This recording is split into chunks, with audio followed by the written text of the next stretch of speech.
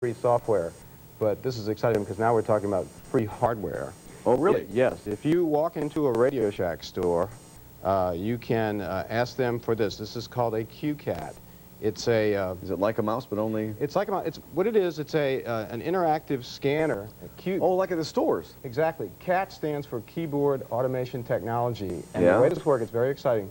It's made by a company called Digital Convergence, which is a really big company. Yeah. And the idea is this, you know, so often today on television and so forth, it's called the doormat effect. They'll tell you to go to so-and-so.com, but that's the home page of the site. What you're actually looking for may be several layers deep, and then you have to drill down, and you're pretty much at the mercy of the navigation of the site.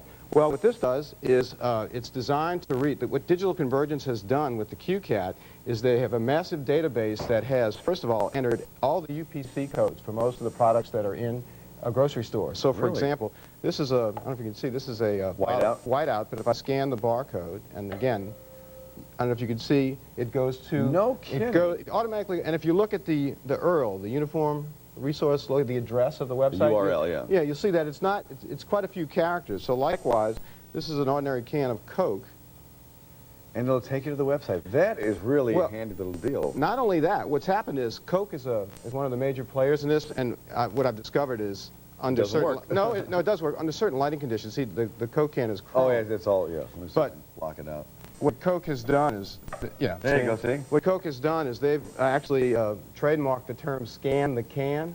What's interesting about this is that where you're directed has absolutely nothing to do with the code itself. That's just an address. So they can change where you're ultimately pointed. So the good thing about this, I guess, if you want some product information about anything from the bleach or the whiteout or anything, you can right. Or what Campbell's Soup is planning on doing, they're part of this program too, is you'll be able to go to the recipe of the week. So there'll be... Oh, really? Coke will have contests with the Scan the Can. Campbell's Soup will have... And now that's... how much is that?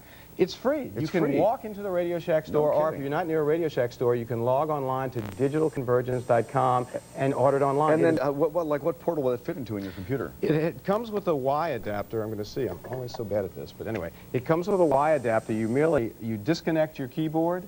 Plug this into your computer and then plug your keyboard into this, and that is it. It is a no-brainer. Oh, so then it's there forever then? Right, and it doesn't interfere. I've been using it for probably 3 days. They made their appearance in the Radio Shack store this weekend, and there's no crashing. But what's really cool about it is it's not just this. This is a book, and on every book there's an ISBN. Yeah. So it scans these as well.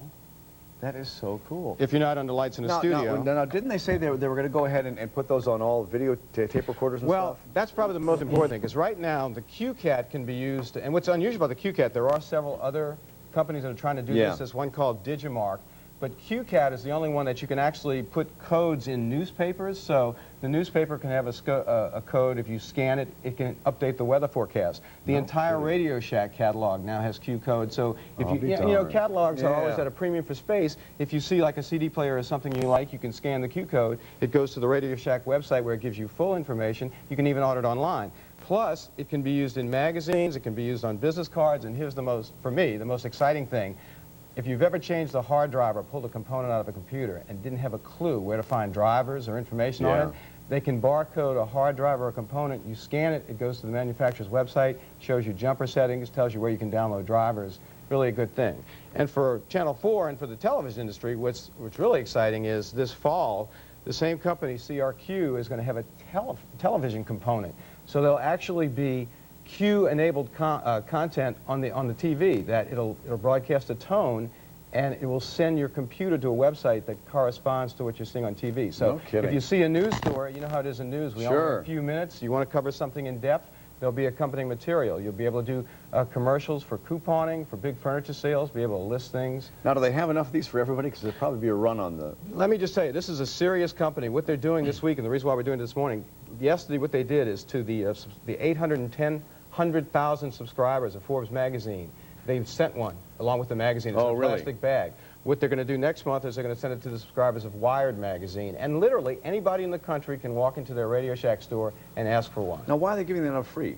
Because what they do is they license the technology, so it's kind of the Polaroid approach. Oh, okay, so then everybody has to go through them to... Yeah, in other words, the more of these that are out in the field, the more the potential market is there. They'll use the barcodes, things like that. I have to tell you, it's amazing. Some of these things that I've scanned the URLs are 250 6 characters deep. Yeah, thank you. And it would take you forever to accurately type that URL into the machine. No kidding. Yeah, so it's pretty exciting, and it's probably the beginning. There are, as I say, competing. There's one called Digimark, and it's a little D that appears in this. And I think the main difference between Digimark is designed to be used with a webcam. In other words, if you have a quick camera, which they estimate 100,000 people have those. So basically, the reason why they're distributing